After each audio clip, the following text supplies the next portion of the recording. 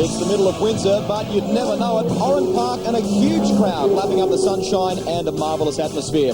Hello, I'm Greg Rust. Welcome to our coverage of round 9 of the Shell Championship Series. Well, Mark Scape has already begun engraving his moniker on the 2000 title. It's not safely in the bag yet, but gee, it's getting close. The real stories emerging from this season, though, are some of the against all odds victories by some of the other teams engaged in a David and Goliath battle with HRT. Stephen Richards' performance at Canberra and Jason Bargwanna's win at Winton, as we just saw, they're two that immediately spring to mind. Maybe we'll see another name added to that list today. Right now, though, Glenn Seaton is the man best positioned to break Scape's stranglehold. He's 120 points behind. Garth Tander is just 42 further in arrears and just ahead of defending champion Craig Lowndes. Paul Radisich still mathematically in the hunt for the crown. Bargwanna's victory at round 8 has drawn him level with Neil Crompton, and John Bowe hoping for a change of fortune here after what has been a horrid season so far for the 95 champion. Well, reverse grid racing is back on the schedule here at Oran Park, but unlike Canberra, the format is a little different. With all the answers to that and life's little problems, here's Barry Sheen. Hello, mate. Welcome. Yeah, I have to say I'm a real fan of the reverse grid racing. I think it's, okay, it can be hard for some of the drivers, but I think what goes around comes around. I think it's all pretty even, and it's great for the spectators. The difference is here, they're not reversing the whole grid, they're only reversing the top 6. Other things of interest, the Fords are going good again now. You know, Seaton's really consistent. He's up there in the qualifying and that. So at last we get a bit of competition for the HRT lot. Let's hope it continues here today. We'll take a look now for you at the top 10 and how they finished in qualifying. The Holden Racing Team Commodores, well, they've started here on pole for the last 4 years in a row. Mark Scape backing up last year's effort. He was just 4/10 shy of the qualifying lap record. So close to the competition that just 2 1,000 separate Glenn Seaton and Lowndes. A good effort by Murphy, who repeated his Winton performance, climbing up the order in the second qualifying session. And Russell Ingall, like Murph, who'd been struggling with setup, came good when it counted. Let's go to Mark Osler. Well, Mark Scape continued HRT's domination of the 2000 Shell Championship Series with pole position at Oran Park. But the man splitting the Holden Racing Team duo of Scape and Lowndes is Garth Tander. He starts off the outside of the front row. Garth, you split that Holden Racing Team duo. You obviously don't think this championship's over by a long shot, do you? No way. Definitely not. We're just fighting on as much as we can. Obviously, Canberra was fairly bad for us points-wise, so all we've got to do is just keep fighting on, getting as many points as we can. And where we end up at the end of the year is where we end up. So all we've got to do is just keep battling on. They're a tough team to beat, aren't they? Like, technically, driver strength, they've got the whole package over at Holden Racing Team, haven't they? Well, yeah, they do, and that's why they are doing so well. And it's taken our guys a lot of hard work and a lot of determination to be able to match them. And I think we're probably the only team that can consistently do it. And it's all credit to our guys because they've worked extremely hard to be able to match what the resources and the drivers and everything that the HRT have got. Our guys are now starting to catch up. Now, we always talk about starting in V8 Supercar racing being critical, but today's 3 20-minute races, boy, those starts are going to be right on, aren't they? Well, absolutely, and Oran Park isn't exactly what you call the best circuit for overtaking, so a good start's what's required, and then hopefully we can blaze off into the distance. Best of luck today. Thank you. Yeah, let's hope he does well. Oran Park, a real driver's track, 2.6 k's in length, some spectacular spots, particularly across the dog leg and over the bridge. But don't take my word for it, strap yourself in for a ride with Neil Crompton. Welcome to the hot seat at Oran Park in the Ford Kickford Racing V8 Supercar. Oran Park, 2.62 kilometres, a pretty exciting bit of road, lots of undulation, quite difficult to actually get a car set up ideally for here. This is turn 2, quite slow, right about 75 odd k's. Under the bridge, third gear, up to fourth, back to second for turn 3. Down at the go-kart section of the track. Careful on the throttle as you come out there, there's a few bumps. Concrete wall's been taken away from the left-hand side here now, so not quite as daunting as it once was. Blind brow over the top of the hill and over the bridge. This is an exciting bit of road, it's quite tricky to get it right. You can see how much the road clips away down here through these S's. Use the curving a bit here. Car dances around a little bit. This is a fast left-hander, commonly referred to as Sutton's. And then up to the dog leg. Another blind brow. Car jumps up onto 2 wheels. Give it plenty over the other side. Do not make a mistake because that wall is hard. This is the final corner. Always difficult to get the power on the way you want it to ideally come on. And a quick run down the straight where you're good for about 240 kilometres an hour. That's Oran Park. Well, if you thought that was exciting, stay with us. Oran Park is about to explode into life. All the action from race 1 coming your way right after the break.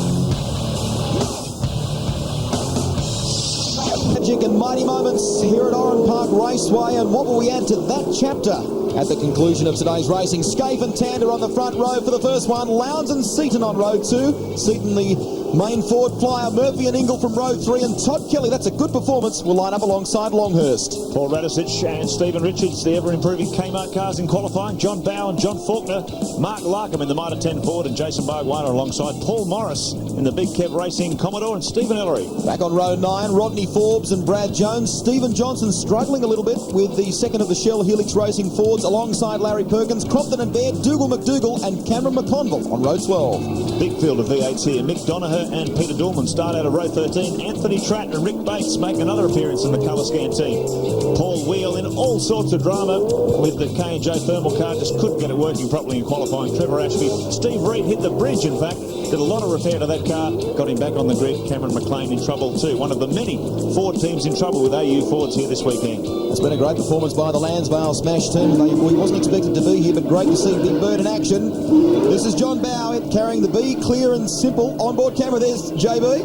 All set for action in the Caterpillar Ford. Another man ready for action. We've got a great view out of the top of the windscreen of the Cat Ford. Mitre 10 Ford driver carrying our Mitre 10 in-car camera, Mark Larkham. And he also carries our very popular foot cam as well, which we cut to during the races. Brad Jones, the Carlton and United on board in the Aussie Mail Ford. The driver from Albury hasn't had the best of seasons, was hoping to do well, particularly at his home track at the last round at Winton, but it turned into an absolute shocker for him. Jason Bargwanna, the big winner at Winton Motor Raceway 2 weeks ago. The Walker in-car camera tells you the story, riding on the floor with the nuggety 28-year-old tremendous drive at Winton. Not quite where he wants to be in qualifying, but he saw him fight his way through from 9th to win the round overall in Victoria. Can he do it again today?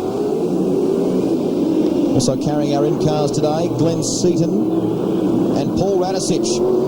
Seaton, the man probably best charged with trying to close that gap to Mark Scaife, who leads the championship. Scaife will start from pole. 120 points separate those two. In terms of the championship, Seaton will start on row 2. He had a good performance in the second race at Winton. What can he do today? Ford Livet race analysis from Oran Park Raceway. 32 starters, 17 laps the distance for 3 heats. That's just under 45 Ks. First to 14th, coupled by 1 second in qualifying. Winner here last year was Mark Scaife. Can he do it again in 2000? Tell you what, we've got a reverse grid in race 2. Could really mix things up. I tell you what, the first corner is going to be fun and games because it's a really difficult one. You go through a fast left-hand king, downhill into a tight left-hander and under the bridge. So if there's going to be any action, it's going to be there on the first lap. Well, amongst all the other laps, of course.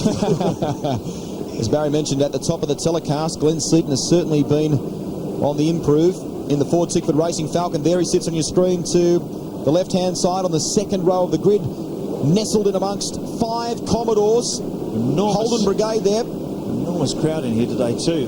Traffic banked back. There's a lot of people here to watch the action. Getting set for action. Will it be Tander or will it be Scaife? Who will get the jump for race 1 in round 9 of the Shell Championship Series? Lights go out. Scaife storms off the line. So too does Lowndes. Seaton got a great start and Tander is trying to run with him. Look at Lowndes coming through though. He's going to try and hold out Garth Tander. Tander's going to get hung out to dry here as they head in towards the left-hander and down towards the bridge. Tander got a load of wheel spin there. He's initially got a decent bit of traction, then she lit up and just went backwards. Big field jostles their way through Coca-Cola Corner under the bridge. Oh, look, good drive from Tander there. Down around the go-kart section of the track for the first time. They're bumper to bumper, door to door. Look at this. Fight by Tander, tries to muscle on the outside of Craig Lowndes. They're going to go side by side up toward the bridge. Seaton wants a slice of the action too. One of the Kmart Commodores in there as well as they come under our bridge cam. Sweep down toward the S's for the first time.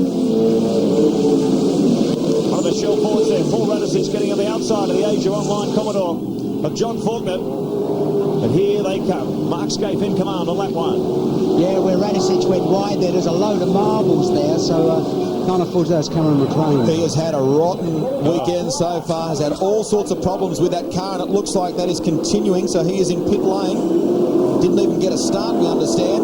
Now the field sweep out of the final turn. Contact there between Radicic and John Faulkner in the Asia Online Commodore. Scape has cleared out a 1:15.16 on the opening lap. He's almost a second quicker than his teammate Craig Lowndes. Look at this though, Radicic. Well, that Barney was on for almost a lap between the Shell Ford and the Asia Online machine. Oh, somebody locking him up there in the background. The flying Kiwi Paul Radicic prevails. The order at the moment after that first one, Mark Scape for 1:15. Oh, Kelly's turned Bob Warner around. Trouble there. Yeah, he's And Bob Warner now is very vulnerable, sitting on the outside of the track. Hopefully everyone can squeeze through. So, from the highs of highs to the lowest of lows, the winner of Motor Raceway 2 weeks ago finds himself at the back of the field, only 2 laps into race 1. Be interesting to have a look at that again, because it did look as if Todd Kelly went for a hole that wasn't there and gave him a bit of a knock. So the order at the moment, Scape, Lowndes, Tander in third, Seaton first of the Fords, Greg Murphy. Oh, look at the back of Stephen Johnson's thing. That's oil, it looks like. There is some damage to the front of that car though, Barry, so I don't know whether he's been in a concertina of some kind. Yeah. Wouldn't be surprised if it's an oil cooler or something. It's all going and running underneath it. And It looks pretty terminal. well, you would have to say that. Power steering is saying, you can hear him there talking to the team, no doubt to team boss Dean Orr. Yeah, that'll be all the power steering fluid just flowing all the way back. Well, these cars, we do see this quite often.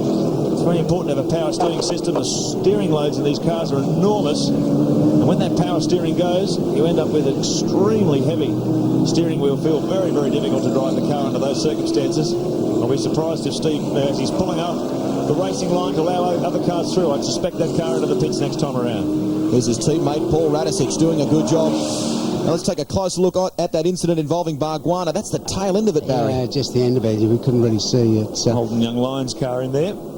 It's a shame because Kelly's been going really good. I mean, every race has been getting quicker and quicker, and well, we'll have a look when we see it. Scaife out in front at the moment, a 1:08.963 his last lap, ahead of teammate Craig Lowndes and defending Shell Series champion Garth Tander in third, Seaton, Murphy, Russell, Ingalls sixth position, Stephen Richards, Kelly, Longhurst and Paul Radicic completes the top 10. You saw there on the bottom of your screen that is the fastest lap so far by Mark Scaife. So he is on a charge. Yeah, lap record here, also held by his teammate Craig Lowndes, a 1:08.06. So Scaife is about 9/10 of a second away from the lap record.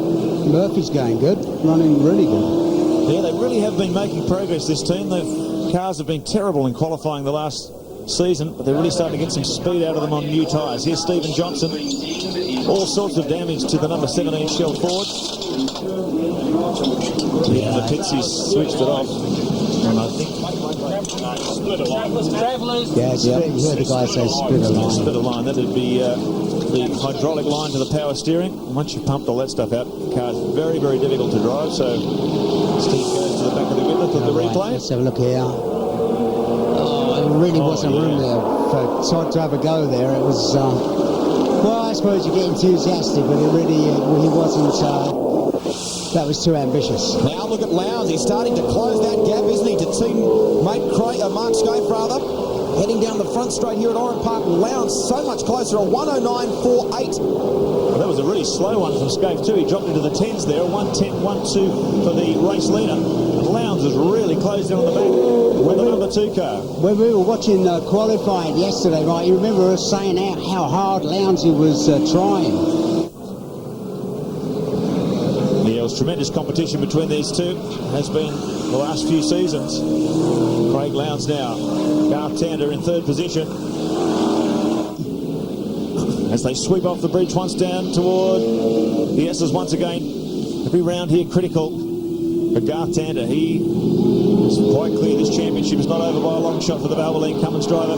He's hungry for every point he can get. He's aware he's got 2 double points races coming up in the Queensland 500 and the FAI 1000 at Bathurst in November. And he said he's not going to stop fighting until that checkered flag falls in the last lap at Mount Panorama. Look at the position he's in now. The Valvoline Cummins car looking strong, just in behind the Red Barons and keeping them well in touch. Well, interestingly, Seaton at the moment is second in the championship on 798 points. He is just 42 ahead of Garth Tander, and Craig Lowndes a further 42 points in arrears, so that's quite a crucial battle that's going on there at the moment. Here's Greg Murphy defending Russell Ingall, who both of these guys did a sensational job in the second qualifying session yesterday. They had both struggled with setup in their cars in the opening practice sessions. They came out in that bottom 50% of qualifying and marched up the order, starting from positions 5 and 6, so something came good in that second qualifying session for both Murphy and Ingall. Yeah, you see the work that Ingall, I was sitting down looking at him working on the computer, and you see the work that he did, you know, to try and get the thing sorted out, because it was in a right old state to start with. But that's a good technician, you know, a good driver that knows what he's on about, because you could see the car progressively getting better, and then it was quite a shock to everybody when he went out and got up as high as he did. So Scaife leads the way here at Oran Park from Tander, who's in behind that man right there on your screen, Craig Lowndes in second place, chasing teammate Mark Scaife, and the question is, will he do anything about it? Well, the difficult thing is, you imagine Jeff Gregg, what's he supposed to do? They said, now, come on, boys, don't, you know, because they could quite easily take each other off, which is really job I like. well. Exactly, and Jeff, you know, what's he going to say? Take it easy, boys. He's not going to do that, you know. He's, I think he'll just leave it up to both the guys' common sense. So, Tander in third position. Bit of a gap back to Glenn Seaton in fourth. And there's the battle between Murphy and Ingall. This is the fight for fifth. And doesn't it make a difference when you get some qualifying speed out of your car? Murphy and Richards have both had good race speed this year, but in these qualifying sprints, if you don't get a starting spot, you are in all sorts of trouble. Now he's got a good qualifying setup on the car. Murphy was able to squeeze plenty of speed out of that yesterday, and that's put him in a handy position now in front of Ingall. Scenes personnel changes there, Mark, at Kmart Racing, a couple of new engineers coming on board, so perhaps that's paying dividends for them. They certainly have got some good pace, as you say, particularly on those one-lap flyers in qualifying. Murphy storming up the order yesterday, just as he did at Winton. He was in the bottom 50% at Winton as well, and he ended up starting from grid position 3 down there, and grid position 5 here. So the Kmart Commodores certainly making some inroads. The problem is you can't, you know, they've always had good race pace, haven't they? You can't afford, with the competition the way it is now, to give away 3 or 4 rows on the grid, can you? That's it. Oh, look, Longhurst had a wank in the side there. Currently sitting ninth, Tony Longhurst. It's the battle to stay inside the top 10. Paul Radicic, John Faulkner just behind there, Mark Larkham in the Mitre 10 car. Interesting thing this weekend, a lot of the Ford teams, particularly some of the lower funded teams, have complained about just throwing every possible setup they could at these cars and not getting any change in terms of the car's feel or in terms of lap time. So for some reason, a lot of these AU Falcons are struggling at Oran Park this weekend. Having a word to Mark Larkham yesterday, he mentioned that a lot of the data they had from last year's race, he was absolutely no good to them because they're on the new Bridgestone control tyre here, and he said the car is behaving so much differently on that tyre. Now Radicic. It's funny, as Mark says, though, every 14 you talk to says exactly the same thing, that they can get a car right for, say, Oran Park and take it to Queensland Raceway or Phillip Island, and they virtually need to rebuild it, you know, to get it right. That's been the biggest problem with this car, hasn't it? I mean, every now and again, if you drop in on the right setup, as Larkham proved at Bathurst last year, the thing is an absolute bullet, but it's just so rarely that anyone seems to drop in on a good combination. It's a very, very inconsistent car in terms of trying to dial it into the correct setup. The team's been struggling with that for 18 months, but this new initiative by Tiga, they're calling Project Blueprint, where they're going to try and standardise things like aerodynamics and brakes and shock absorbers and things like that. Maybe we'll finally get to that equality between Ford and Holden that we've been looking for so long. This is on board. Look at the back end of Longhurst. It's very bumpy out there. Yeah, really, I can't believe how bumpy it is up there. Must be so hard for both of these teams. They're Queensland based, and as you mentioned, they do a lot of their testing at Queensland Raceway, which is billiard table smooth, and it's so much different here at Oran Park Raceway. In the lead up to this round, there was a successful test for the Shell Helix Racing team. Both Radicic and Stephen Johnson were quietly confident heading into this round. They reckon they were able to pull times similar to that set by the Holden Racing team when they grabbed pole position for the Queensland round, but it hasn't translated thus far into anything exciting for DJR. So Paul Radicic continues to attack. This is further up in the field. Greg Murphy coming under increasing pressure. from the enforcer, Russell Ingall. The battle continuing for fifth. Mark Scaife, Craig Lowndes, Garth Tander and Glenn Seaton up ahead of them. Well, right now we're midway through race one. 3 races here today at Oran Park. Scaife showing the way to teammate Craig Lowndes, Tander and Seaton. 3rd and 4th. Murphy doing a good job. You can see him battling away there with Russell Ingall. Stephen Richards in 7th. Todd Kelly, the Holden Young Lion, in 8th. And it's Longhurst, Radicic, Faulkner and Larkham. Stay with us. Loads more coming your way right after this. Nice to have you with us for round 9 of the Shell Championship Series, wherever you're watching right around Australia or through TV1 in New Zealand. At the moment, Mark Scaife showing the way. The Red Barons out in front again. It's been a successful hunting ground for them, Oran Park, in recent years. And when they come here, they've always got a good base package to start with, and look at them. Again, doing a marvellous job out in front. Lowndes in 2nd, Tander in 3rd, Glenn Seaton in 4th, and Greg Murphy and Russell Ingall having a great dice for 5th. You've got to say that Tander's the only one on a regular basis that can serve it up to the HRT or can get anywhere near them. Yeah, he's only got a sniff of their lead, hasn't he? Might as well not hold the Oran Park round, because you know what the result's going to be. Certainly been that way the last 5 years. The Holden Racing team have been on pole position the last 5 years, and certainly looking at the speed here, if the reverse grid or the reversing of the top 6 in race 2 doesn't upset them too much, looking very much like another 1-2 to the factory Holden team. So you reckon you wouldn't have gotten good odds on HRT this weekend here? No, they get worse than, is it possible to get worse than evens? I think even Billy Woods could have won some money on that. Further back in the pack, Stephen Richards now starting to close in on the back of Ingall. He's stuck in this Kmart sandwich. There's Murphy. He's opened up a little bit of a gap on the Castrol Commodore. Tony Longhurst continues, currently 8th in the championship, the 43-year-old Queenslander. Bringing some consistent performance. Caltech's Haviland Ford. Todd Kelly had a great qualifying session. His best qualifying performance so far in the Holden Young Lions machine. So he's getting better and better as the year progresses. Great to see.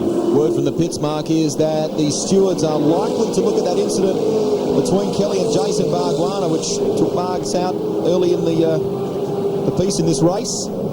So Kelly, well, he's doing a good job on the circuit, but he might be getting a quick march to the stewards after this one. There's Larry Perkins, I should say, in the 2nd of the Castrol Commodores, battling away with Rodney Forbes. The 16th position.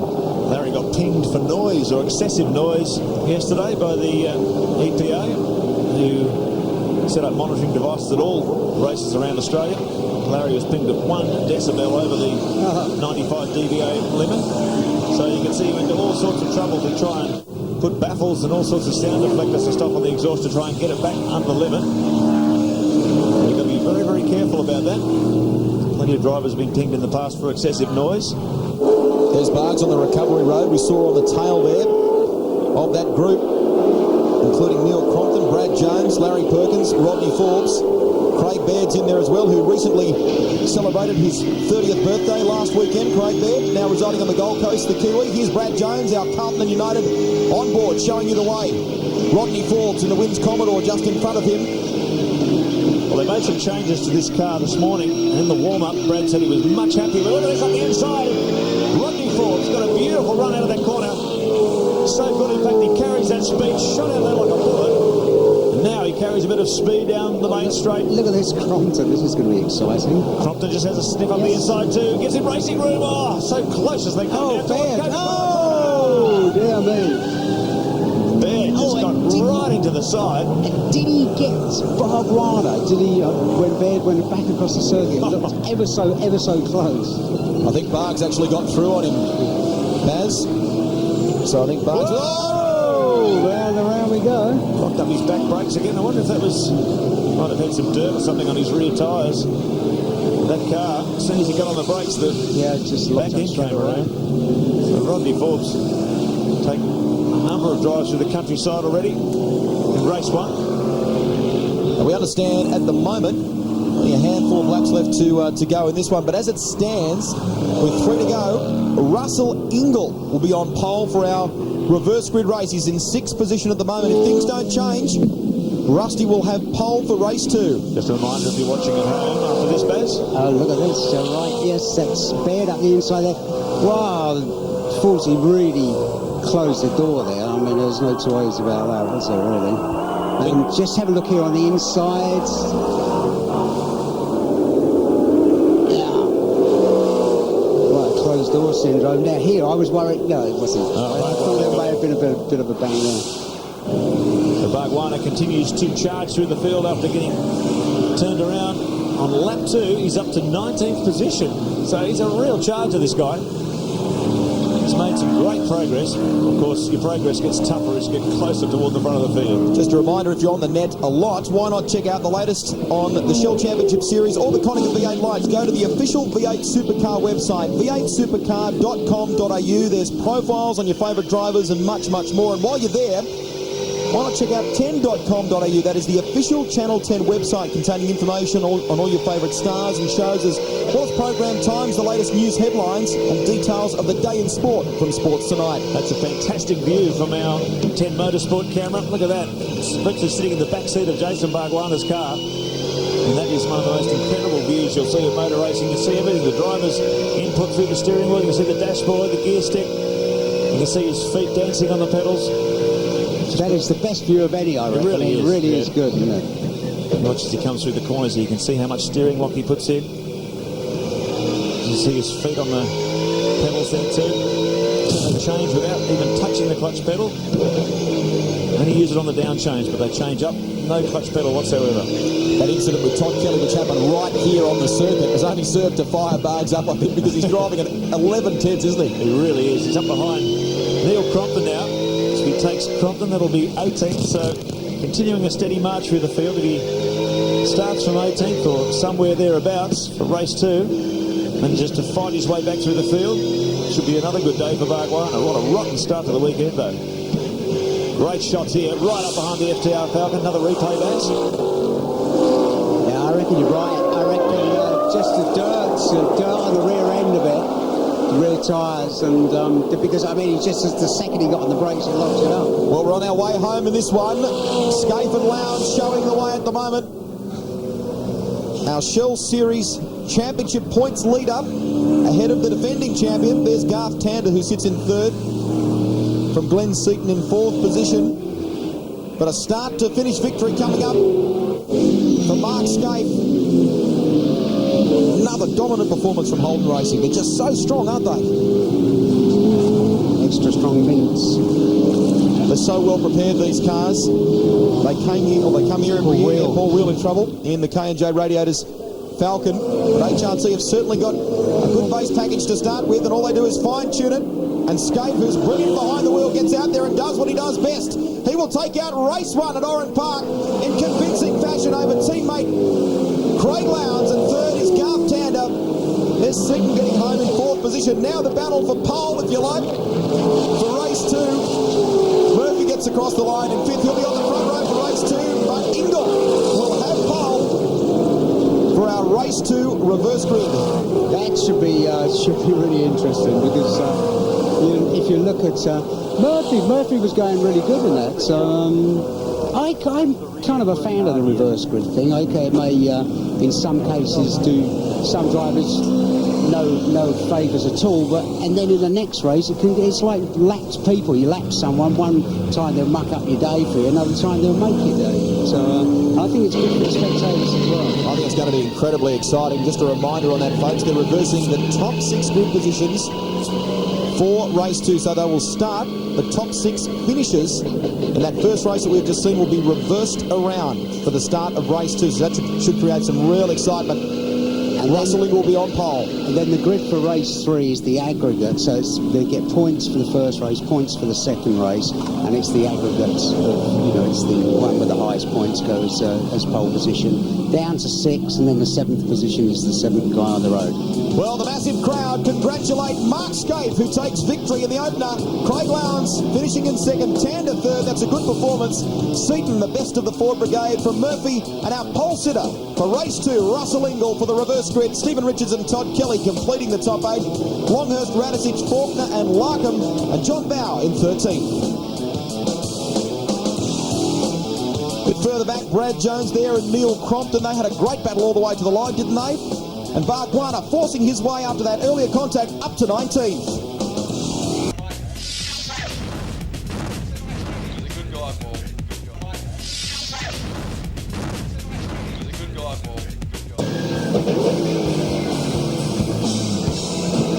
Welcome back, and this is what happens when you hit the escape button in a V8 Supercar. Jason Bargwanna avoiding all that contact between Craig Baird and Rodney Forbes in race 1. And what a fantastic race it was. Now, for those of you who may have just joined us, here is how they finished at the end of race 1. A couple of standouts for you. Stephen Johnson started 19th and retired with power steering problems, and Jason Bargwanna, who we just saw, started 14th, worked his way up to 8th before contact with Todd Kelly, who's now been relegated to the rear of the grid before that, because of that incident, I should say. And then Bargs then fell back to 26th and clawed his way back to 19th. A sensational performance. Let's go to Mark Osler. Well, the Holden Racing Team domination continues at Oran Park, but Russell Ingall, that's not a bad thing for you, because with this inverted top 6, you start off pole position for Heat 2. Yeah, I didn't mean to actually do that. I was actually trying to get further up the grid. I had Murphy in sights. I thought, oh, well, at the very worst, even if I finish 5th, I'm on the front row. But we actually had a power steering. I had no power steering at all in that race. And I'll tell you what, the last half of the race, it was hard work. I was trying to fend off Richards, because I know he wanted to get past me to get my number 1 grid beside, but I got it. Tell you what, you'll be fighting hard in race 2. If the car's running well, think you can defend hard from those 2 red cars coming through? Oh, look, obviously they're going to come through. They've got a bit of pace on us, but we'll change the car in between these 2 heats, and if we can get a bit more pace, mate, she's going to be a very wide Castrol Commodore. We'll watch with interest. Best of luck. Thanks, mate. Thanks, cheers.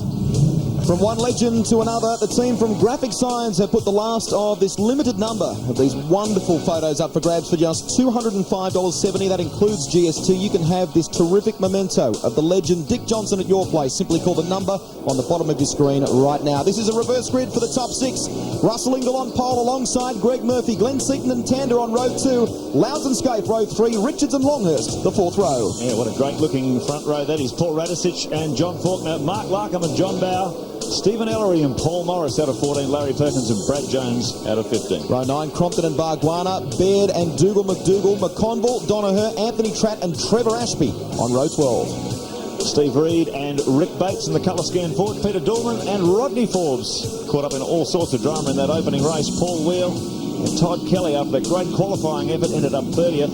Stephen Johnson, after that power steering failure, he'll start right off the bat. For the Queensland fans who may be following the progress of Cameron McLean in the Greenfield Mowers Falcon, sadly he is out for the weekend. That car has developed some sort of terminal engine trouble, so Cameron is up watching this one and the next one from the corporate stands. Well, it should be fascinating to watch this reverse grid in action. We saw a sort of inadvertent reverse grid, I guess you could say, at Winton in the previous round, when the Holden Racing Team didn't qualify as strongly as they normally do. And they started off row 3, but saw that phenomenal start by Scaife when he jumped through to 3rd position halfway around the first lap. The clear and simple onboard camera with John Bow bringing you all of the action in this one of several onboard cameras for our coverage of round 9, I should say, of the Shell Championship Series. Larkham, Brad Jones, Jason Bargwanna, Glenn Seaton and Paul Radisich will also take you on board for this one. Race 2. Well, you saw the enforcer in that post-race interview. He's going to make that a very, very wide Castrol Commodore. Should be fascinating to watch, particularly if the Holden Racing Team cars pounce on him. Glenn Seaton, fastest of the forwards, consistently on the rise. The second half of season 2000. He really is, though, isn't he? There's no doubt. He's the quickest forward by a long, long way. Yep, giving the Ford fans a lot of heart. It's been very dry. Ford fans over the last few years, let's see if they can turn around today. The calm before the storm. Race 2 set to get underway in round 9 of the Shell Championship Series. Lights go out. Murphy and Ingall. A great start by the Murphy. Look at Seaton storming off the line as well. Stephen Richards fighting now with the Holden Racing Team. He went towards turn 1. Ingall takes the lead. Look at Stephen Richards, though, muscling down the inside. He splits the Holden Racing Team duo. Great start by the second of the Kmart Commodores as this big field hustled through. Turn 2, Mark Scaife on the outside there as they head over the bridge for the first time. Under our track camera. And it's Russell Ingall in command from Greg Murphy, the Valvoline Commodore in 3rd. Garth Tander doing a terrific job. There he is, right in behind Murphy. There's Seaton. Round goes Richards. Was that look at Scaife touching there? I couldn't really see it. Looked like he did. Plenty of damage on the front of Scaife's car. saw when he just went out of shot there, the left front fender very badly damaged. Whoa, look at that. It's more than a touch, wasn't it? So, Russell Ingall has this sparked up the action. The Enforcers leading this one from Greg Murphy in second position. Garth Tander in third as they thunder over the dogleg. Down toward Auto Technology. Oh, look at the back of Radicic. He's there on the side of it. Well, he really has been in the walls all year, this man, the Kiwi. A lot of body damage. Hopefully that won't cut the tyre and he can continue racing. Up onto the main straight for the first time. Ingall it is from Greg Murphy. Garth Tander, Glenn Seaton, Craig Lowndes, Mark Skate, Paul Radicic. And in behind the flying Kiwi is Paul Morris, the big Kev Commodore. Morris storming up the order. In the older VS model, there he is in behind Radicic, looking for an inside move. Radicic shuts the door, though. In the Shell Helix Ford. Out in front, Russell Ingall, the Enforcer. From Greg Murphy and Garth Tander. Look at that damage to the front right. Now, let's have a closer look at it. Look here. It's looking out of Radicic's car. Oh, look at Radicic tap up the bum to Scaife. Oh, and that's where he caught the... So it was Paul that ran up the back of Scaife, and then Scaife ran into... And then bang. Yeah. Oh! The JB taking the void in action. Doing a bit of earth moving in the cat forward. And Paul Morris was the big mover from that one, wasn't he? He read the situation very well. The Kmart team. Well, Scaife was meat and the sandwich there. That was a real domino effect. He got hit up the back. That ricocheted him into the car in front. It's going to take more than a can of polish to saw that Kmart. Yeah, didn't a cop a hit. Here's our race leader. Russell Ingall, the Enforcer in the Castrol Commodore. Greg Murphy, the increasingly competitive Kmart car, still not quite happy with the suspension setup on that thing, but it's getting faster all the time. Oh, this should be interesting. Longhurst and Paul Morris. Oh, Morris was very slow coming into that turn. Really lost him. Tony Longhurst. I think he may have a problem, because look at Larry's all over the back of him now. Fastest man on the track, Craig Lowndes, lap 2. He's sitting up there in fourth position on that leading trio of Ingall, Murphy and Tander. Dragons. Paul Morris must have some kind of problem just going backwards. He's let a couple through, hasn't he? Sweep under our camera, over the bridge, down toward the S's. Harry Perkins on a bit of a charge here. Up to 9th position. That'll put him into 8th. Paul Radicic into the pits. You can see the team there. Dino at the front of the car. You see there the R. See the R in Ford is... The rim punctured the tyre. Yeah, well, we were hoping that wouldn't happen, but that has punctured the tyre, unfortunately, for the Rat. So after a really storming start, has cost him dearly as he sits in pit lane just helplessly as this field runs away from him. Stephen Richards has rejoined the field. You can see just a brief shot of him there a moment ago. He's out in front of Russell Ingall, who leads this race. Ingall had a word to him in between race 1 and this one, and he was saying that the power steering on his car actually went in the first race about midway through. Mark Larkin. He's hit someone somewhere. Big hit on the back by Craig Baird in the Turntec Ford. So Larkin struggling here. His front spoiler is hanging down, scraping against the ground. Dear me. Fighting back on the inside of the Turntec Ford. He may have his nose dragging on the ground, but he wants to fight that great shot. On the Network 10 cameras looking in the window of Craig Baird's cars. They go side by side across the bridge, down toward the S's. Fantastic stuff. Side by side, who's going to get in? Larkham has to back off the big lock up there. Yeah. Fantastic. It doesn't get any closer than that, does it? Door handle to door handle. Two of the Fords. John Bow wants to slice of the action too. Nice Whoa! Oh, it's going to... Oh, and Todd Kelly hit the back of Faulkner as well. Look at this. Concertina City this time. You see the right front of Faulkner's. Oh, look at this spot. Side by side as they come out of the main straight. Minor 10 Ford and the Caterpillar Ford go door handle down the main straight. 240 kilometres an hour on the approach. Larkham's front spoiler looks like it's about to break off there. Oh, there's a big lump. It's just come off of JB's car. Larkham's come through, so too Dougal McDougall in the Pepsi Commodore. There's Todd Kelly. Oh, great stuff. It's like a freight train here, isn't it? Fantastic action from the V8 Supercars midfield. John Bow battling hard with John Faulkner.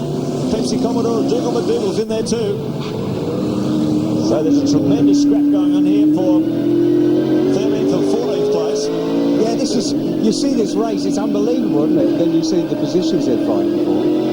John Kelly from the rear of the grid has moved his way up to 17th position, so he's storming through the field. Jim Munro, driver profile. John Bow, who you're riding with at the moment, has had a year he'd rather forget in terms of the Shell Championship. The Caterpillar Ford is certainly looking good. Yeah, they've got an experienced crew there now they're putting together. Alan Draper, ex-Dick Johnson Racing engine builder. Alan Heafy, former Gibson Motorsport team manager's come on board. They've got Jimmy Richards will be joining them for the Enduros. So real experience in the Caterpillar Ford team. As John Bow tries to shake this Asia Online Commodore off his tail. Got some horsepower, the old cat. Well, certainly has. And John Faulkner's not shy on horsepower either. They've got a brand new Johnson Racing engine in that car. Look at that. Up on the curve, he's going to get alongside the Caterpillar Falcon as they break hard under the bridge. Look at Faulkner though. Shuts the Pepsi Commodore of Dougal McDougall out of the action. McDougall's looking left and right, isn't he? He wants any opportunity that may arise from this. If one of them makes a mistake, look at this, it doesn't get any closer, right into your living room. Awesome stuff. John Bow, the 46-year-old Tasmanian veteran, 129 touring car starts, doing a tremendous job in this battle here at Oran Park. Currently placed 13th on the road, just an indication of the depth of competition throughout the field. It's Larkin's thing. Mark Larkin, though, with that broken front spoiler, he could not afford to limp on another lap without that working for him. It's costing him time, and I guess the officials would have been looking at it pretty closely too as a potential hazard. I understand Stephen Richards in the second of the Kmart Racing Commodores has also returned to the pits. These two continue their battle. They swing up onto the front straight and over the start-finish line. Bow and Faulkner. Right now, Bow is in 13th position, Faulkner 14th, McDougall in 15th. Russell Ingall leads the way in the Castrol Commodore from Greg Murphy and Garth Tander. Big brake lock up there in the Pepsi Commodore from Dougal McDougall. The car seems to be handling a bit better in this race. They had some dramas in the opening race, but they've made some suspension changes. Back to the battle for second. Russell Ingall has opened up a few car lengths on them. Look at his lap time. Ingall's the quickest guy out there at the moment. I'll tell you what, there were some heated words between Garth Tander and Craig Lowndes at the end of that first race. Garth was a bit annoyed about Craig's tactics, accusing him of bumping him out of the way to take second place. So no love lost there between the Valvoline Cummins team and the Holden Racing team. Number one, the reigning Shell Series champion. In actual fact, when you think of Craig's year, some of these drivers have been very un-Craig-like this year, haven't they? Yeah, it has been a topsy-turvy season for our champ. It's been a topsy-turvy season full stop when you consider that Mark Skaife has only had 5 race wins. The opening race he took here was his 5th victory of the season. Craig Lowndes, by comparison, has had 9 and yet sits well down in the championship order compared to his teammate. It does really make a lot of sense, doesn't it? All to do with those big double points races, and of course another one of those not too far away, folks. The Queensland 500 only a few weeks away. Well, the fans will be loving this. A bit of variety as a result of a top 6 inversion at Oran Park. Introduction reverse grid racing for the sprint races working pretty well so far. There's plenty of action, as you've seen. Skaife his quickest lap, last lap. Talking about Russell Ingall there, the early part of this race, he was saying that in race 1, the power steering completely packed up about midway through, and he had to fight the car. He said the steering was rock hard in some corners, like this one here, where you bring it up onto the front straight. He had to use 2 hands and yank the wheel down to try and turn the car in, so he did well to hang on to Greg Murphy in that battle for 6th. Well, they are real monsters, aren't they? They've got these enormous 11-inch wide tyres, this big cast iron V8 hanging over the front. A lot of steering load required. Greg Murphy right on the limit. Garth Tander giving him plenty of pressure, just a bit of a kiss on the rear bumper. Yeah, but losing your power steering, there's nothing to be terrible, because once you've been used to doing 5 or 6 laps with power steering, all of a sudden you haven't got it. It's not like starting out with no power steering, because that wouldn't be so bad. You end up looking like Arnold Schwarzenegger at the end of it. If you just join us, Russell Ingall leading the way in this one from Greg Murphy. Garth Tander in 3rd place in the Valvoline Cummins Commodore. And it's Lowndes and Skaife, Seaton Longhurst, Jason Bargwanna up to 8th, Perkins 9th and Brad Jones 10th. So there you go. There is how they stand at the moment. Midway through race 2, and what a ripper it is. Ingall from Murphy, Tander and Lowndes. Further back, look at that. Brad Jones, a stunning performance up to 10th. And only gets better right after this.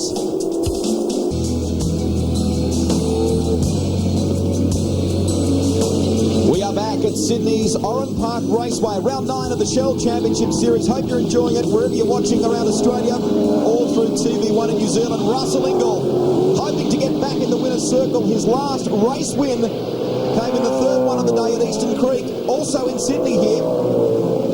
Could he be on course for another one right now? I'll tell you what, this is just an indication of how crucial qualifying is in V8 Supercar racing. Like, a lot of people would have expected the whole racing team cars to come storming through, but the level of competition at the top is so high. If you don't get one of those top 4 starting positions, it's very, very hard to pass, particularly amongst the top 10. It's so evenly matched. Yeah, I agree. And if you look at Murphy now, Murphy's stationed in second, not really having any problems, is it? So, as you say, you can't afford. I mean, if you're not in the first 4, you can really going to need a lot of luck to get up the front. They have made some changes to the Kmart Racing Commodore between race 1 and race 2. They've endeavoured to change the car to dial out some of the power oversteer that Murph said he was suffering a little bit from in the opening race. Great shot as they swing underneath or across the top of the bridge there. That's the right-hand rear of Lowndes' car is touching the mudguard. Mark Scape. Critical race this. Everyone knows we count down to the FAI 1000 at Mount Panorama Bathurst. The final round of the Shell Championship Series, carrying double points. Just looking at that tremendous battle he was having midfield. He's ended up out on the rough strut, right to the back. So once again, John Bowe has to fight his way through the field. It's been a pretty difficult year for the Caterpillar Ford team. It really has, and when you think last year they came in, everything was going great for them. You think, they're really going to be a force to be reckoned with this year, and it hasn't gone so good. He's been turned around plenty of times. He's been involved in a lot of biffo. Darwin springs to mind there, doesn't it? Usually ends up on the receiving end. Let's have a look at the replay, Baz. Dougal going for a gap that wasn't there. God. Yeah, I have to say there was no room there, that's for sure. A little ambitious from Dougal McDougall. Lowndes, defending Shell Series champion, in 4th position behind Garth Tander, and now Dougal McDougall coming into the pits, in fact. So might be serving a slap leg situation, maybe. See if he goes down to the end of pit lane.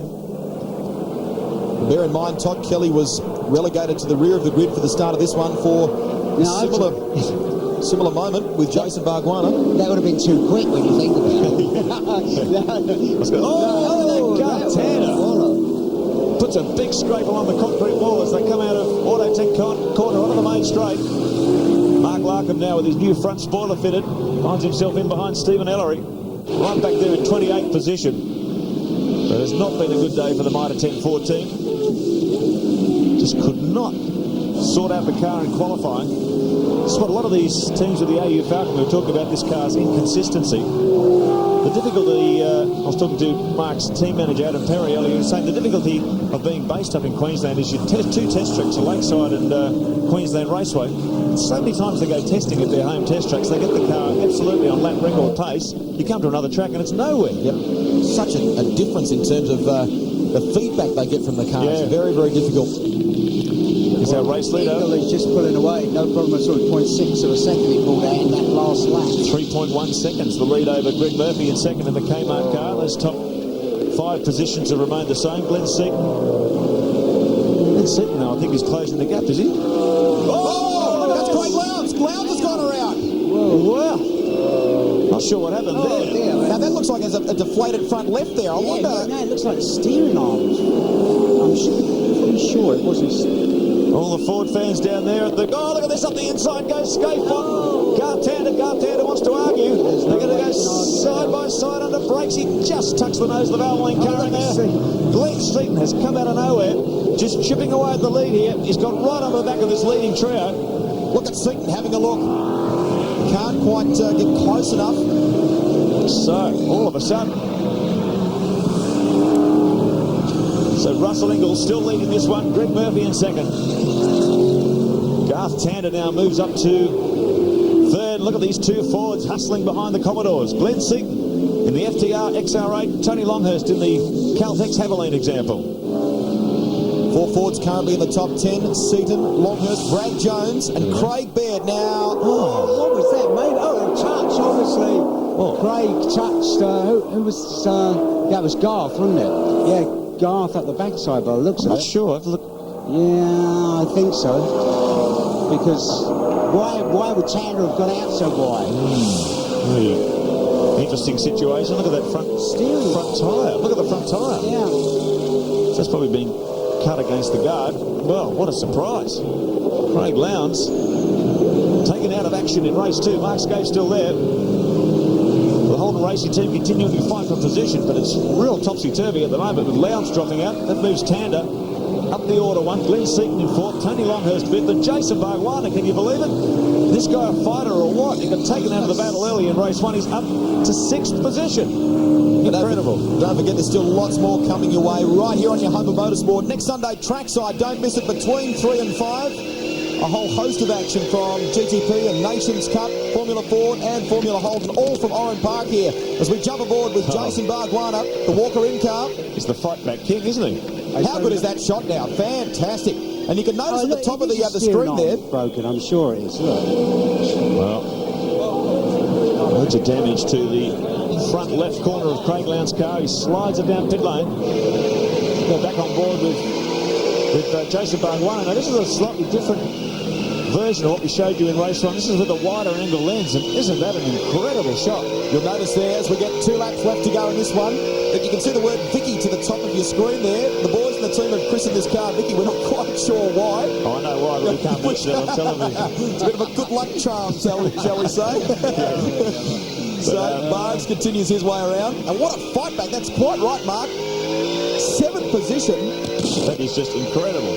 It's good for him. Look, though, Mark's got a nice clear road in front of him. And be clear and simple. Onboard telemetry shows you what's going on inside the Valvoline Cummins car. Road speed on the left-hand side of your screen. Engine revolutions on the right. You look at that panel in the middle. There's brake applications on the left. There you see the brake lights come on. And gear selection on the right. Hope you're enjoying the ride at home, folks. It doesn't get any better than this. Right on the shoulder. That is a fantastic view. I hope you get that sort of a ride around Mount Panorama. It would look spectacular. Looking at the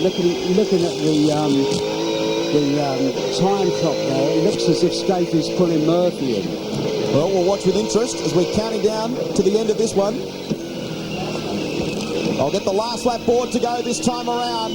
Russell Ingall leading the way. Look at this, the gap between Murphy and Scape has closed. Scape in 3rd place, Murphy in 2nd. Russell Ingall in the Castrol Commodore has cleared out quite a distance. There is Garth Tander in 4th position. The battle for top 4 rages between Seaton and Tony Longhurst. Don't forget the next round of the Shell Championship Series only a couple of weeks away. And you won't miss a moment of the action right here on Network 10. Calder Park in Victoria, Sunday the 20th of August. Murphy locking a brake there on his way home. Scape ever so close. There you go. Tony Longhurst in the Caltex Haviland Ford.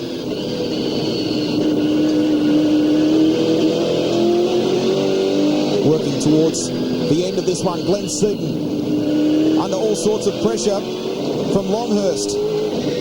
Out in front, it's Russell Ingall in the Castrol Commodore, on course for his 2nd victory of the season. Look at Seaton riding the curbs in the Falcon. But the checkered flag is at the ready. Russell Ingall moves back into the winner's circle, and it's a welcome return too in the Castrol Commodore. The fans here at Oran Park cheer. They love the Enforcer. His 2nd race win of the season. 2nd to Greg Murphy, hanging on only just from Mark Scape. 0.3 of a second in it between those two. Garth Tander in 4th position and Seaton the first Ford home. That was a great race. Really enjoyed that. That was definitely the business. Well, proof in the pudding, I think, that reverse grid racing can work. Some might say that reversing the top 6 is not enough. If only we'd reverse the top 12 or something, maybe even the whole field. How good would race 2 have been? Exactly. You know, it just goes to show what Mark was saying about the qualifying thing. This series now is so competitive that it just shows you. There it goes. Ingall's won that by 3.2 seconds. Well, the crowd here, and there's a huge crowd at Oran Park loving it as well. What about this kid, the fight back king, Jason Bargwanna, winner at the previous round in Winton. Had a rotten start to the day, but he has not let that affect him. The kid is running high on confidence, Jason Bargwanna. Kept a level head and charged his way through the field into 7th position. Another big mover as well. He's made some decent suspension changes in a bid to make the package handle better was Brad Jones. And hasn't it paid dividends? He finished in 9th position, one of the best results for him so far this year. Well done to the Aussie Male Ford team, finally making the inroads that they've been hoping for. Ingall, your winner. A well-deserved winner too from Murphy, Scaife, Tander and Seaton, Longhurst. And there's Bargwanna, who had worked his way up to 7th. Larry Perkins in the 2nd of the Castrol Commodores in 8th. Brad Jones, a well-deserved 9th. Baird, Faulkner, Morris, Kelly, Johnson and Paul Wheel. Trevor Ashby completing the top 16.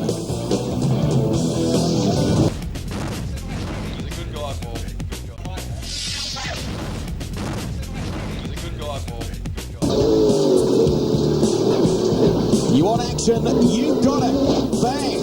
Contact between Stephen Richards and Paul Ranisic, and wasn't that reverse grid second race an absolute success? The big crowd here at Oran Park absolutely loving it now, just courtesy of that. Craig Lowndes also involved in an accident at Autosec Corner, dropping him from 2nd to 28th. Stephen Richards, as we saw there, that spin from 7th to 30th, and Ranisic also the victim there.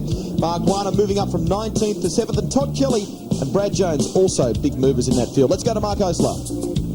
Well, the reverse grid experiment at Oran Park seems to work, Greg Murphy. It just goes to show if you qualify well, you can get a good result. It certainly does. We struggled a little bit yesterday in practice, and the guys worked their butts off again as usual to get the car out for qualifying and put a new tyre on, and it worked a treat. We found like 1.5 seconds, I think, in qualifying to end up 5th.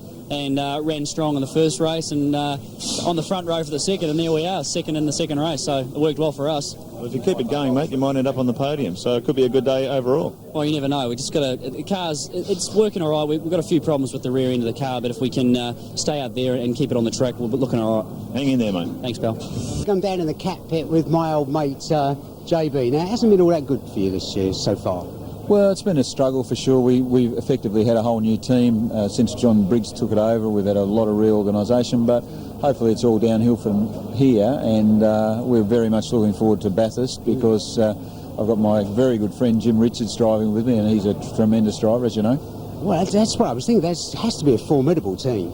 Well, I hope so, yeah. I mean, he's a great driver and a great bloke, and he fits in very well with the team. So, and we've got a lot of systems in place now that I think should stand us well in the future. So it's been tough, but that's the game. Oh, you got a new teammate, Alan Heapy. You used to do a lot of work with Jim Richards. Yeah, I certainly did. We had a great year in '91 with the Godzilla, the GTR Nissan, won Bathurst. It was just fantastic, and I'm really looking forward to getting back working with him again. So you're going to bring us some good luck? Well, I hope that I can bring some good luck. I mean, there's a lot to that, but we're going to work on it. I mean, between John, myself and Jim, I mean, there's a fair bit of experience, and I think we'll go all right. Great, thanks, Alan. Now, John, looking forward to Bathurst. I mean, it's a really, really very hard race, obviously, reliability-wise. Well, it is. It's become harder and harder because it's so competitive. The category's gone up about 15 gears in the last 3 years, and it's very difficult. But I think now we've got the right people. John Briggs is just about to open a whole new race shop, which is fantastic, state of the art, which you'll probably get an invitation to, and I'm sure you'll attend. And it's it's all positive stuff. And Caterpillar are going to stay with us. They've been tremendous in their support, and I'm thinking positive, although we have had a struggle for sure. It's going to get good luck from now on, JB. Absolutely, mate, and I'd like that rabbit's foot that you carry around your pocket. Thanks, Ace. No worries. What's your most embarrassing moment? Oh, look, that's pretty easy. When I got out of the car and hooked Paul Morrison, hit him a couple of times, without a doubt. Well, there's been a few, Mark, but I'd say the latest is probably at Adelaide when I got a corner named after me after sliding off on it about 5 or 6 times. I'd have to say Lakeside in '97. I was leading the race, well ahead in the championship, and my foot slipped off the brake pedal between Hungary and the top of the hill there, and I slipped off the road and hit the bank. It's the most embarrassing moment. Currently, right now, it'd have to be the Canberra street race. I mean, sticking the car in on national TV and then, like an idiot, getting out of the car and trying to climb a fence that there was no gap in it, so I was stuck on the fence like a bloody monkey.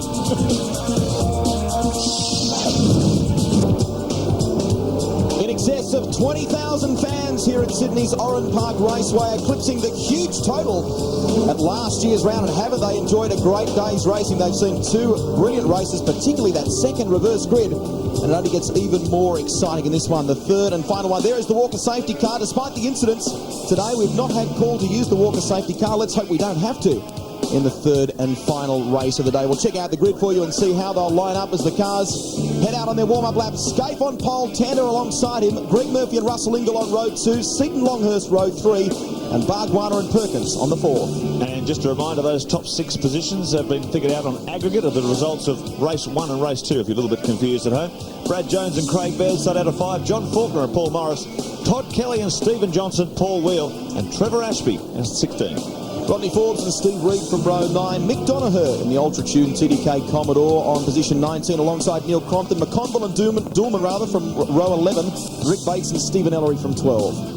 Getting down toward the back now, John Bowe. He's having a tough season in 2000. Mark Larkham in the wars as well. Craig Lowndes now, as a result of an incident with Garth Tander, they damaged the front suspension, and the team have just managed to get the car repaired in time for him to make the race. Stephen Richards too in dramas, and Steve has got a splitting migraine headache at the moment that is really, really making it difficult for him to drive the car. Anthony Tratt, Paul Radisich in trouble too. Dougal McDougall, boy, there's been some carnage out there today. Yeah, where Garth Tander and Craig Lowndes came together, they both had to go up and see the stewards, and there's no outcome. It's been adjourned, so interesting to hear about that. Plenty of biffo between those two today. Yeah. Holden Racing Team and the Valvoline Cummins operation. Here's the recovery man, though. What a great drive through to 7th position. Let's check out the points after 2 races today. Scaife on 72, but look how tight it is behind him for 2nd and 3rd position. Tander on 65 points, Ingall 63, tied with Murphy. Seaton 1 back on 62 and Longhurst on 51. So it'll be very exciting who's going to end up on that podium when we finish this final heat. Let's hope that Stephen Richards is okay. The medicos checked him over after race 2, as Mark mentioned, a severe migraine, and he was as white as a ghost when he got out of the car. So he was looking crook as. So hopefully they've given him something to ease the pain. He doesn't suffer migraines very often, but when he gets them, they're beauties. And unfortunately, he's got it this weekend. So Field makes their way up onto the starting grid. Mark Larkham, as I said before, found himself right down the bottom of the order. Has not been a good weekend, but look at his feet in action as he tries to get some heat into those rear tyres. So if you're a little bit confused at home as to finishing order from race 2, those top 6 positions were determined by the aggregate of their performances in both race 1 and 2. And look at that, we've almost ended up in a similar situation to what we had after qualifying originally. With the exception of Craig Lowndes, who's right towards the back, as you mentioned, Mark. The front 2 rows look very similar, don't they? Although Murphy and Ingall were on row 3 for the first of the day. They move up 1 row, but the front row, there it is, Tander and Scaife, identical in race 1. Now the revs start to rise. Sit in the back. The extinguisher, we believe, went flying into the seat. Both of the drivers are in the medical centre and suffering a little soreness. Now, we're going to have a full race restart here. Lights are off in the safety car. It's a rolling start, 15 laps in duration. The circuit is clear. The marshals have done a sensational job here. And Scaife will lead the way. The 3rd and final race. The reason they've gone for this rolling start, if you're wondering, look at all that dirt and garbage. There's fuel, there's cement dust, all sorts of stuff down there on the track. It wasn't considered fair to make cars start on that. So they've gone for a full rolling start. Scaife takes maximum advantage. Leaps through to the lead. Garth Tander in 2nd position. Murphy up there. Ingall right up his bumper bar. There's Larry Perkins. Look at the battle damage on the back of that car. Larry was so lucky not to get a bigger whack than that, wasn't it? It was Perkins' stalled car that actually triggered that incident. Oh, Brad Jones! Look at this, Brad Jones and Craig Baird. Now, if you've just joined us, folks, we should reinforce because of that incident. This race has been reduced to 15 laps. It's a 15-lapper. Baird, look at that car smoking now. John Faulkner up in behind him in the Asia Online Commodore, and things pretty tightly bunched up at the front too. Scaife under siege from Garth Tander. Murphy under fire from Russell Ingall, the enforcer.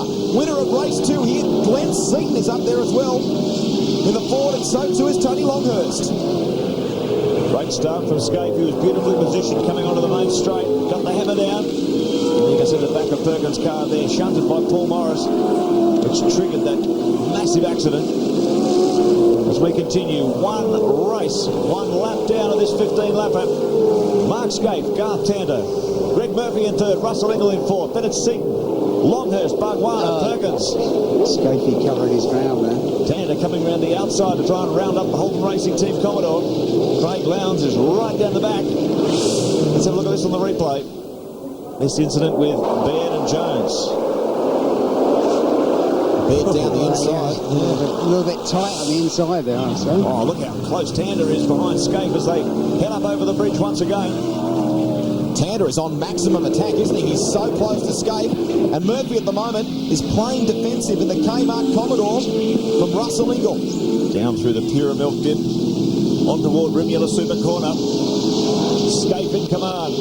Garth Tander in second. Watch them as they head towards the O'Brien Aluminium Dogleg. Big front here as well. John Kelly. Just cut right across the nose of the Mike Holden Young Lions entrant. We go on board with Brad Jones fighting back after that collision with Craig Baird.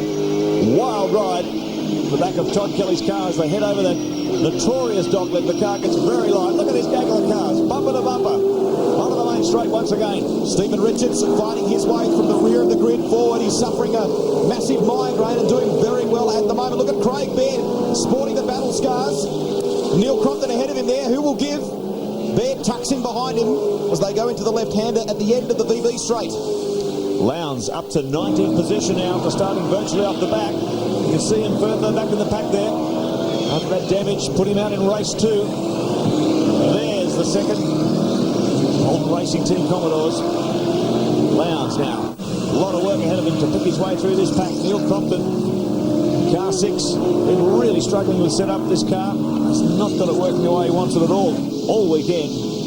Meanwhile, at the front's a different story. Holden Racing Team Commodores, 1, 2, 3 in the battle for the lead. Now, something's gone wrong with Russell Ingall there. He's dropped out of shot. In fact, he's lost a position as well. I think Glenn Seaton has gotten by Russell Ingall in the Castrol Commodore, so we'll try and find out what's happened there for you. There it is. Oh, boy, terminal, whatever it is. I just wonder, there was so much debris all over the circuit. I wonder if he's picked up something. He had a punctured radiator, and he lost his power steering in Heat 1. So he's had some mechanical dramas today. That's an unfortunate way for the enforcer to end his racing weekend. Yeah, it looks like Tander's struggling to stay with Scafie now. I thought he was going to give him a hard time the first couple of laps. You'll notice that a lot of the drivers too are using, now we're getting told incidentally that Russell Ingall is stuck in gear. That is the problem for the enforcer, and he's making his way back to pit lane. A lot of the drivers will be running with the visors down in this one. There'll be tape across the visors as well. The sunlight at this time of the afternoon, a big factor. Yeah, sun angle gets very, very low. And of course, as the day wears on, it gets worse now. We've had a major delay because of that crash, so the sun will be murder coming through those windscreens, coming around some of these corners. And Todd Kelly's having a good go with Faulkner, isn't he? Yeah, Todd Kelly's been most impressive today. Very good in qualifying. We go back on board with the recovery kid. Jason Bargwanna with our Walker in-car camera. He's up to 5th position now. He's been taking us through a wild ride throughout the 3 heats today. Great shots from the 10 Motorsport cameras. And look who he's got in his sights there. Glenn Seaton, the pride of the Ford pack at Oran Park. And there is Russell Ingall. Jammed in gear, apparently. So you just go from the highs to the lows, can't you? In one weekend, one race day even. Russell Ingall, of course, the winner by virtue of that reverse grid situation in race 2. Barks is really on it, isn't he? He's flying. He's got so much speed aboard this car. It's a real shame that he didn't qualify well. Monroe profile of 28-year-old Jason Bargwanna, originally from Como in New South Wales, now lives down in Melbourne. 31 championship starts, 2 wins for the Valvoline Cummins team, and hasn't he been an outstanding performer for Gary Rogers Motorsport over the years. This team's been out of luck at Bathurst of late. Hopefully, it's a great team, though, isn't it? Really. Well, look at them, tremendous. The fight, Garth Tander maintaining the pressure on Holden Racing Team. Stephen Richards in the thick of things here between Craig Baird and Paul Radisich. Those guys fighting their way through. We jump aboard with the rack. There's the sunlight coming through the front window. Richards down the inside of Baird. Radisich comes with him. Oh, look at it. Baird looks like he's been off again because the old run was very wide somewhere. You can see all the red dust coming from it. Believe the level of competition in V8 Supercar. This is the battle for 19th position between Stephen Richards and Paul Radisich. Radisich, gee, wouldn't he be counting his lucky stars? He managed to pick that gap between the concrete wall and the stricken car of Mark Larkin, managed to avoid any damage. Now finds himself in a real battle with Stephen Richards. Just ahead of them there on the shot, you can see John Bower. The meat in the sandwich is Cameron McConville in the new Repco Commodore. They head underneath the bridge. Craig Baird coming into the pits, the Stone Brothers team. More damage to an XR8 Falcon. Well, we see a lot of breakages in that front spoiler section. Just rip that light out. One would suspect that the officials have probably asked them to come in with that bodywork hanging down like that, Mark. Ross Stone Just there, hard at work. Have a look at the replay. Oh, look at this. Speeding. This is at the end of the front straight here. Oh, nudge there. Close is it?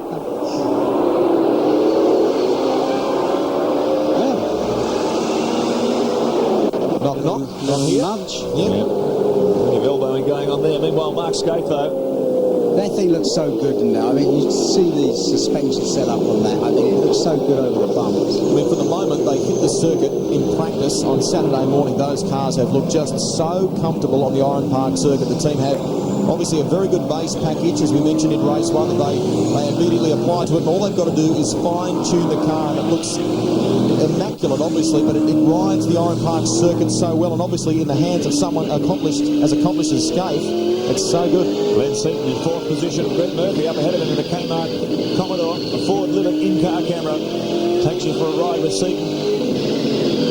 Oh, the Murph's had a decent weekend, didn't it? Yeah. They're sliding around there on the entry to the S's that time around. Shows some big clearance symbol telemetry with Glenn Seaton. A great open face helmet. Had a lot of feedback from that vision we showed from Winton of Seaton motivating himself around the track to take that sensational pole position. Not the least from Glenn himself, because he didn't know he was saying it. I think he was a bit embarrassed. Yeah, This is, in fact, the dice for third place on the day between both Seaton and Greg Murphy. Seaton trying to wrestle it away from Murphy, and Murphy desperate to hang on to it. Yeah, well, that battle for the lower positions on the... Oh, lock her up. Wow, that's a major locker. That front tyre is on fire. It's like a 50-cent piece now. Didn't he have that locked up for a long way? That'll Seaton clunking away, like Baz said, like a 50-cent piece. And Seaton sensing the opportunity to look how sideways the Kmart Commodore is getting. Murph has been progressively throughout the heats trying to dial out that oversteer in that car, but it hasn't helped. Seems they haven't been able to quite do it. And he's oversteering all over the place. And of course, they're putting an enormous amount of temperature and wear into those rear tyres, and it's a vicious circle, isn't it? Between a rock and a hard place, aren't you? Yeah, the more you overheat them, the more you wear them, the worse your car goes. Now this is a must for your favourites file when you're on the net. The official V8 Supercar website, v8supercar.com.au. There's updated championship points for both the Shell Series and the Konica V8 lights, and the schedule for upcoming rounds, race results, and much, much more. And while you're on the net, make sure you commit this one to memory as well. 10.com.au, Channel 10's homepage. It brings you up to date on the latest news and sport. There's profiles on all your favourite personalities. 10.com.au. Fantastic battle for third position here. Jason Bargwanna on the charge, closes the gap to the FTR Falcon of Glenn Seaton. Now he's locked in this battle.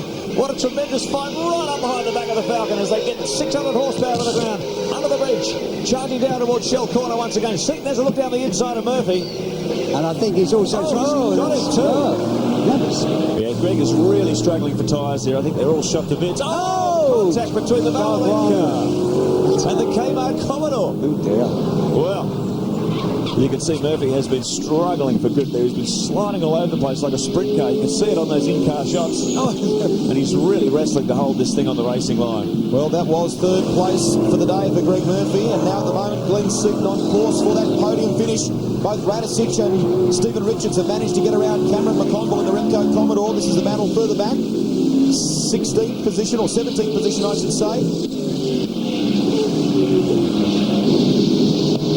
Paul Wheel, who's had a bit of a disastrous weekend so far, holding down 14th position in the K&J Radiators Ford, just ahead of John Bow in the Caterpillar Falcon. These guys are just ahead of Stephen Richards. Well, he may be the man who supplies most of the cooling systems for V8 Supercars through K&J Thermal. But boy, he can't get his own package working this weekend. They have thrown everything at that car. Every possible suspension setup they can think of has not made an ounce of difference. It just cannot get the car to work at all. The motor looks pretty good, yes. Yeah. There you go. JB getting through there. In the background, you notice Rodney Forbes in the Wins Commodore as well. His brother, John Forbes, representing Australia at the Sydney Olympics soon in sailing. Let's have a look at this incident again. Seaton had a sniff down the inside. Oh, dear me. Well, there wasn't a lot of room there, was there? If you're not going to invite me to your party, I'll gate crash. So Seaton gets his way through. Continues the attack. He's up in third position at the moment. This is a bit further back in the pack. Paul Wheel in the K&J Ford. That car seems to be struggling, doesn't it? Because Bauer's managed to clear out. It doesn't look good at all, does it? And Rodney Forbes. Whoa. Rodney gets a bit of power on. Coming up over the dog leg this time around. He's really been in the thick of things today. With a few rides across the scenery. Now tries to find a way past the K&J thermal machine. The reason he's doing that, Mark, is he knows that in behind him there's a couple of magnets honing in on him. There they are. Yep. Stephen Richards and Paul Radisich on the fight back from the rear of the grid. Rodney Forbes currently 16th. So his mirror's starting to get more and more full of this Kmart Shell Helix duo. So he's stuck right in behind Paul Wheel now. Stephen Ellery back there as well. Look at the quality through this field. Incredible. On board with Paul Radisich, the flying Kiwi. Shell Helix in-car camera. Radisich currently 5th in the Shell Championship point standings. Fighting hard for every point as this team continues to build up to the big enduros at the end of the year, the Queensland 500 and of course the FAI 1000 at Mount Panorama. Radisich has not been able to find a way past the Kmart machine. Stephen Richards, 4 laps remaining for our race leader. Just to bring you up to date on the situation with both Mark Larkham and Paul Morris, we understand that the Westpac rescue helicopter is on its way to the circuit here. Morris is okay and no doubt being taken away to hospital for precautionary checks. Look at this battle going on here. Murphy has fallen back into the clutches of Tony Longhurst. Murphy struggling. Longhurst sensing an opportunity in the Caltex Haviland Ford. 1988 Bathurst winner, Tony Longhurst. Most experienced driver in the field now. 143 championship starts for the 43-year-old Queenslander. A real veteran. It's now 81 championship rounds since he last took victory in the Shell Championship Series. That was in a BMW right back in 1992. So it's been a long time between drinks for Longhurst. Look at this battle here. As Paul Wheel in behind Rodney Forbes. Then we've got Stephen Richards defending us. Stephen Ellery up the inside of the Shell Helix Falcon. Well, these were teammates, these two. Yeah. Mount Panorama Bathurst last year. What a move. Snuck right up the inside. Very tidy move too. So the Super Cheap Autos Falcon showing a bit of speed later in the day. That puts him up to 18th place. So great battles right up and down through the field as we see so often in V8 Supercar. Tremendous fought and hold rivalry here. Rodney Forbes, Paul Wheel, Stephen Richards, Stephen Ellery. Paul Radisich follows them down. Massive crowd here at Oran Park watching the action. Stephen Ellery's really on the charge. He's starting to hustle that Kmart Commodore. Look at those power slides. Paul Wheel has been struggling all weekend with problems with the front left of the car, and it looks as though they are continuing in this one. He's managing to hang on to that position at the moment, but look at Richards honing in on him at the end of the straight here. Brake-wise, Greg, he seems to be losing out a massive amount on the brakes. I don't know why for some, because everybody's passed him on the brakes. Still had his brakes on coming out of the corner. Yeah. Stephen Ellery, though, is really fishing for another position. He's right behind the Kmart car. Front spoiler is right on the bumper. Richards' machine, so swing up toward the bridge once again. So it's been a mixed bag for a lot of the Ford teams this weekend. A lot of the teams reporting they just struggled. They could not get the setup right on this car. And it's sadly a situation we've heard so often with the AU XR8 Falcon program. Hopefully the new project blueprint initiative by Tiga to equalise as much as possible the mechanics between Commodore and Falcon will be rid of that legacy once and for all. It just looks like Steve's car is going really good now. He can hold a really tight line and everything, and struggling a lot less than everybody else is. Just to bring you up to date, folks, if you have just joined us, there was a massive start line crash in this third race of the day involving Paul Morris and Mark Larkham. They are okay. Larkham has had precautionary checks at the medical centre here. Morris is about to be flown to Liverpool Hospital in Sydney South here. Right down the inside, he had everything locked up.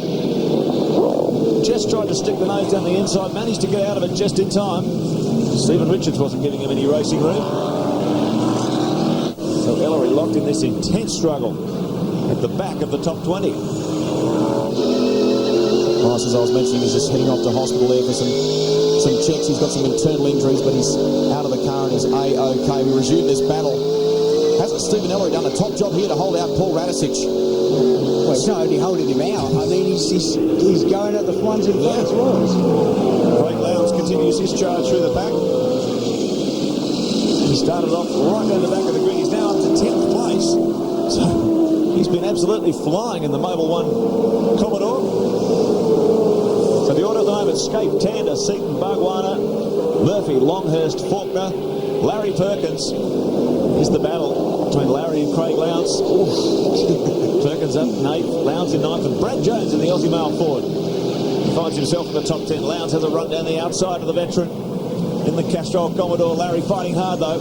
He's not going to give him without a fight. Now the over and under. Can Lowndes get back underneath him? Look at this here. There's almost a touch between those two. We're heading up towards the bridge. Larry plays defensive in the Castrol Commodore.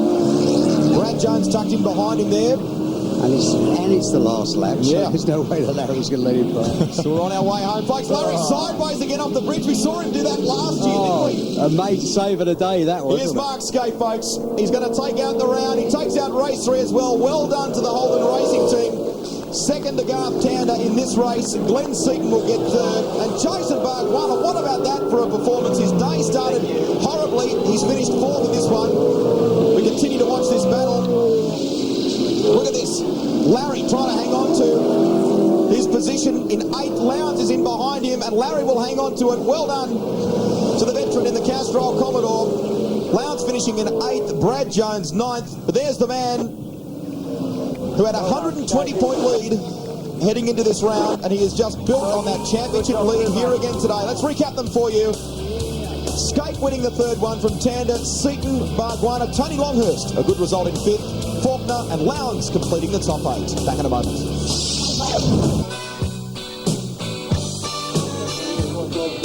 Mark Scape enjoying the spoils of victory here at Oran Park in Sydney. He takes out round 9 of the Shell Championship Series, and that is the 5th year in a row that the Holden Racing team have won at this venue. Here's how they finished in the 3rd race of the day. Scape on top. What about the performance by Bargwanna, though? After a disastrous start to the day, he charged up the leaderboard to finish in 4th position. A good effort from Greg Murphy, although he was struggling. He fell back to 5th in that one there as well.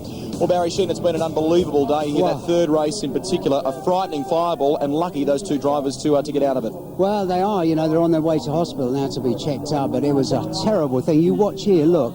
You see Larry Perkins is stopped. Now watch Mark Larkham, who pulls out to pull past Stephen Ellery and gets confronted with the back of Paul Morris's car. Now watch, you see the bladder in the tank obviously ruptured, and you see the line of petrol across, and then you see the fire will track across the circuit there, and then all of a sudden to where the source of the petrol, if you like, is Paul's car.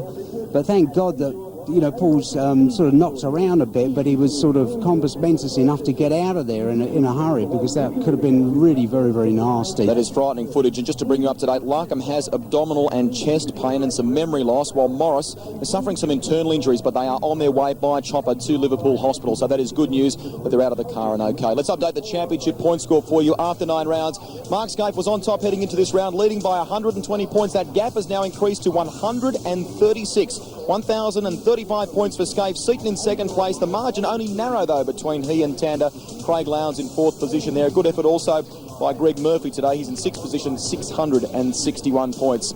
Well, Baz, I tell you what, it's been an unbelievable day, hasn't it? The action only continues, though, in the next couple of rounds. Calder Park coming up. I just love this series. It's just so good. And it's, the reverse grid worked, didn't it? That's all there is to it. It's the competition is so tight here now. And unless you qualify well, the reverse grid gives people a bit of a chance. I love it. It's great. I think it was a great success, certainly, and maybe reversing the top 6. Some people say wasn't enough. Maybe we should reverse more of the grid. Well, coming up, coming up on your home of motorsport here, of course, we've got Calder Park, round 10 of the championship, only a couple of weeks away, and that's going to be an absolute